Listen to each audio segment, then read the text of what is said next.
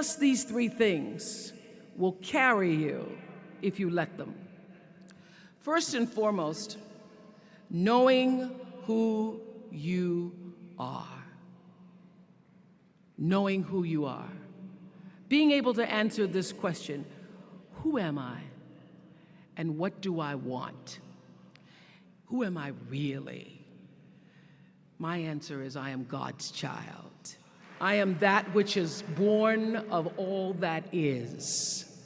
I am, as Pierre de Chardin said, a spiritual being having a human experience, come trailing the breath of the ancestors yet, but trailing the breath of the angels. And understanding that because I am connected to the source of all that is possible for me. That's who I am. And what do I want? I don't want to just be successful in the world. I don't want to just make a mark or have a legacy.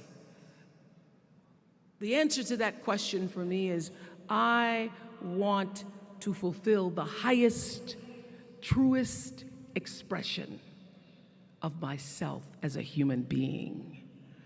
I want to fulfill the promise that the Creator dreamed when He dreamed the cells that made up me. What do I want? You must have some kind of vision for your life. Even if you don't know the plan, you have to have a direction in which you choose to go. What I've learned is that's a great metaphor for life. You want to be in the driver's seat of your own life, because if you're not, life will drive you. So, knowing who you really are in this space and time that we embody, that's number one. What do you want? Who are you? Number two, you must find a way to serve.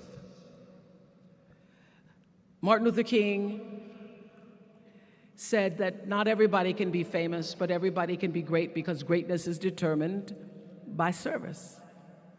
Now, we live in a world where everybody wants to be famous and where we admire people for just being famous. We think being known brings us value.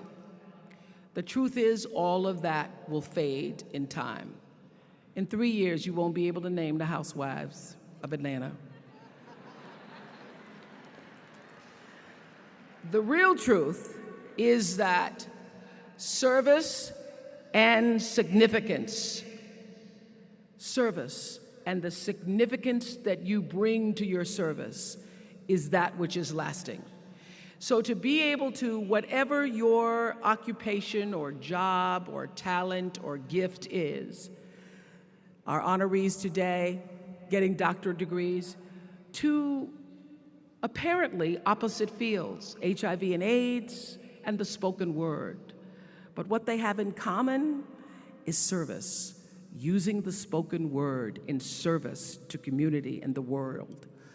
Using your knowledge and information about HIV and AIDS and medicine in service to the world. And if you look at all the most successful people in the world, whether they know it or not, they have that paradigm of service. Everybody's talking about Mark Zuckerberg and IPO. Service. Jay-Z rapping. Service.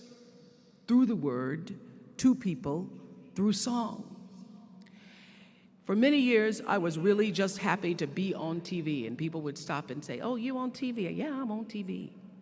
I like being on TV. It's a nice job." And it was about the time that I received my honorary doctorate from Spelman, around 1993, so I don't know if that had something to do with it. I thought of myself as Dr. Winfrey.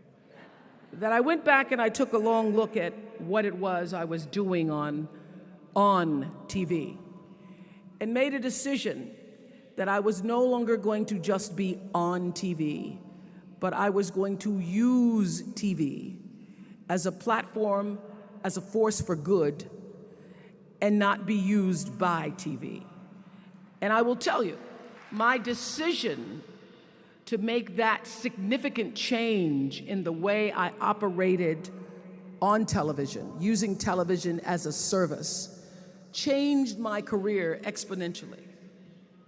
Service through medicine, service through art, using whatever it is you produce, your product, as a way of giving back to the world. When you shift the paradigm of whatever it is you choose to do to service and you bring significance to that, success will, I promise you, follow you. Service and significance equals success.